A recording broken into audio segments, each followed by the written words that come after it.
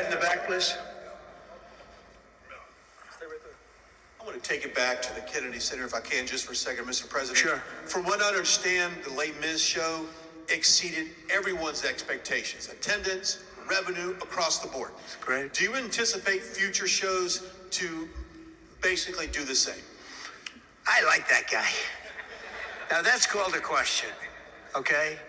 And he's a great reporter, actually. Thank you very much. I appreciate it. Yeah, it did great. Les Mis did great, broke records, and was sold out and beautiful. And we anticipate a lot of that happening. There's a thirst for it. And especially when the crime is knocked out. You know, when we knock out crime, some people probably stay away from places like restaurants and other things. It ruins your whole fabric. It ruins your country. And when somebody thinks they have about a 25% chance of getting mugged, they say, let's not go to restaurants tonight. We're going to make it so that they have no chance of getting mugged. And it's going to happen soon. And yeah, we think we're going to have a lot of very successful evenings here. Please. Will Russia face any consequences if Vladimir Putin does not agree to stop the war after your meeting on Friday? Yes, they will. Yeah. What will the consequences there will be consequences. Sanctions, tariffs? There will be, I don't have to say, there will be very severe consequences, yes. Yeah, please. Can I ask you a question about the Fed? Right next to you, please, yeah. About the Federal Reserve. Oh, Federal Reserve, my favorite. Yes, Too late. He's too late. You're considering suing Jay Powell. Can you update us on your thinking about that and tell us where you are in your search for a new chair? Well, he took a building that could have been painted and fixed, like we're going to fix this building for very little money. And that was in better shape. He took a building and what they did to that building, they built a basement under the building. It didn't have a basement.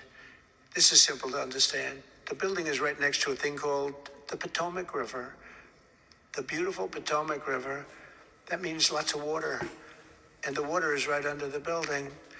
And they decide to build a basement under the building in the Potomac River. So in order to do that, you need the biggest pumps that God ever created. And they were pumping their hearts out, but as big as those pumps are, you can't pump it fast enough because it's the Potomac River. If the pump were bigger than this room, you couldn't pump it. But they tried, and they've been building a basement. And I said, why did you want to build a basement? I thought it would be a good idea, sir. A basement is the least valuable floor in a building. I know a lot about real estate. The least valuable thing is the basement. And you don't build a basement under a building that is 2 feet above the river that's right next door. You know, it's right near the river. People don't realize the river's right out their window. And that's the beginning. They did just a terrible job. Instead of, I could take a ceiling like this, they'd rip out the ceiling because they see a crack. Let's rip out the ceiling. And I would fix the crack and I would paint the ceiling. And under the ceiling, they put the most incredible protective material. They go out by 3/4 inch, brand new, gorgeous 3/4 inch plywood and sheetrock, hardened sheetrock. And they had it all over the building. So if a little piece of flake came down, but the problem is when they took the ceiling down and it would hit, they spent millions of dollars on protective material that you didn't have to spend anything. He could have done that job for $25 million, and they spent $3.1 billion. He said 2.7, but it's really 3.1. They just don't want to include one of the buildings in the deal. But it's going to be much more than that. And I think he'll be long gone by the time it finishes because they've got a long way to go. And then I hear they want to hire 3,000 economists. What are they going to do? And he got it all wrong. He's too late. We call him Jerome Too Late Powell. It will live with him forever. I believe that name will live with him forever, along with the name Pocahontas and some of the others. He worked closely with Pocahontas, by the way. She's another beauty. But we have a real problem there. They're way over budget. And they did a job that shouldn't have been done. It was unnecessary to be done. I could have gotten the greatest wallpaper anywhere in the world from the finest stores in the world. I could have fixed up a wall a little bit. It would have taken about 2 hours. And covered it with the most magnificent silk and most magnificent paper for thousands of dollars as opposed to tens of millions of dollars. What a shame it is that they did. But they would take down areas of the building that shouldn't have been taken down. They could have literally been painted, and they didn't do that. So they've got a long way to go, and I think it's just grossly incompetent, but not quite as incompetent as his decision not to do interest rates, take down interest rates, because just like they shouldn't have taken down a ceiling, they should take down interest rates.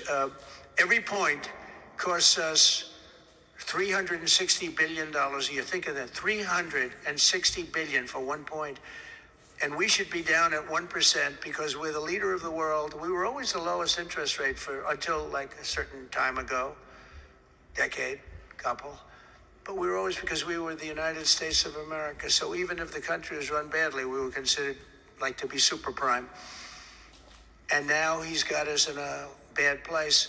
So we're paying $360 billion a year for each point. Now, I believe we should be 3 or 4 points lower. So that's over $1 trillion we pay every year in interest. And it's really just a paper calculation.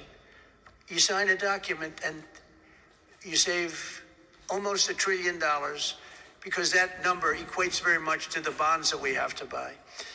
But despite that, we're powering through it, and we have the greatest economy maybe we've ever had. But the housing sector, people aren't able to get good mortgages. They're paying too much because of Jerome Too Late Powell. He's truly incompetent. And we'll be making we put a very good man in temporarily in the one spot because one of the people that was appointed by the Democrats left early.